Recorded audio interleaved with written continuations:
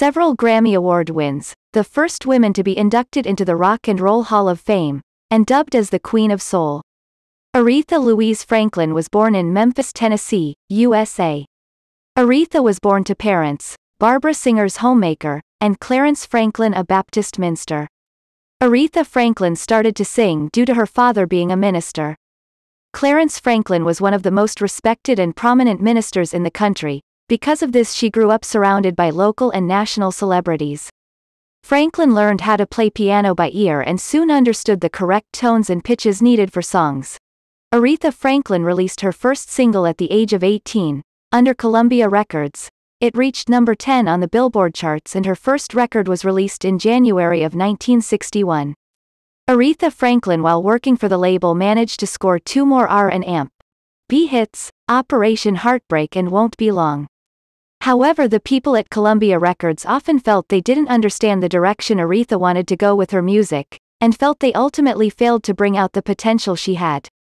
Franklin in 1966 signed a contract with Atlantic Records.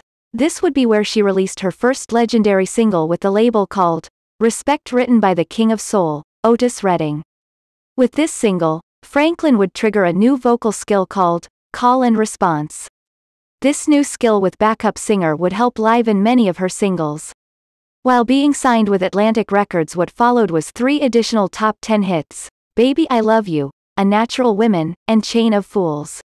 Franklin would also win her first 2 Grammy Awards while being associated with Atlantic Records, and 8 consecutive Grammys for Best Female R&B Vocal category.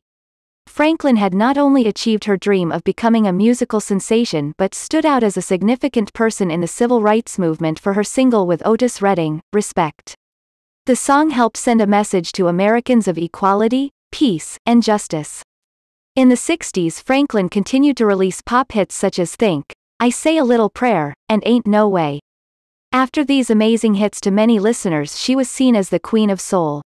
In the 1970s, she started releasing more gospel hits such as Don't Play That Song, Rock Steady, and Daydreaming.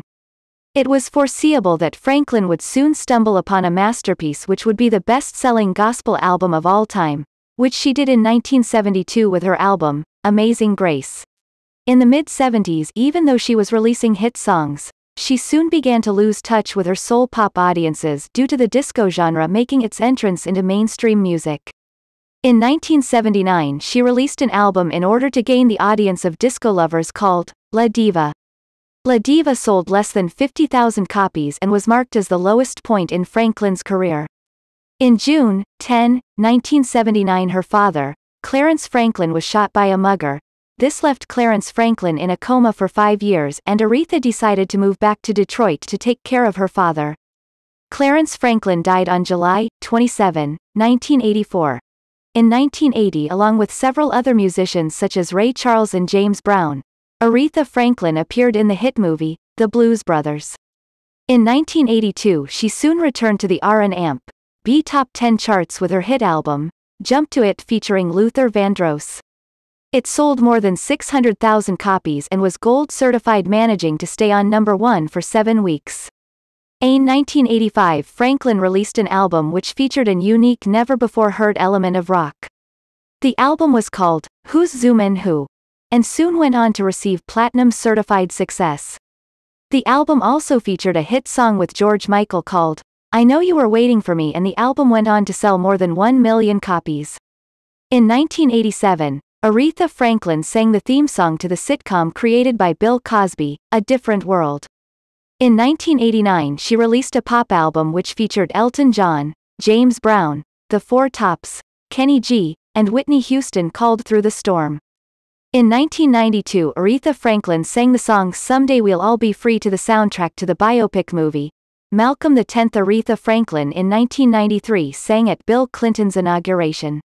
Franklin, at a slower rate in the mid-late 90s, continued to release albums and singles working with new artists such as Babyface, Jermaine Dupri, Sean, P. Diddy, Combs, and Lauryn Hill, along with her label, Arista Records. In 2003, she had ended the 23-year relationship with being a part of the Arista label and opened her own label called Aretha. Franklin released her first album on the label called A Woman Falling Out of Love in 2011, It marked her 50 years in show business. Aretha Franklin will be known as one of the most influential singers of all time. Aretha Franklin will not only be seen as a tremendous singer but as an activist who talked about the world through her music, and used music as the tool for truth, justice, and soul.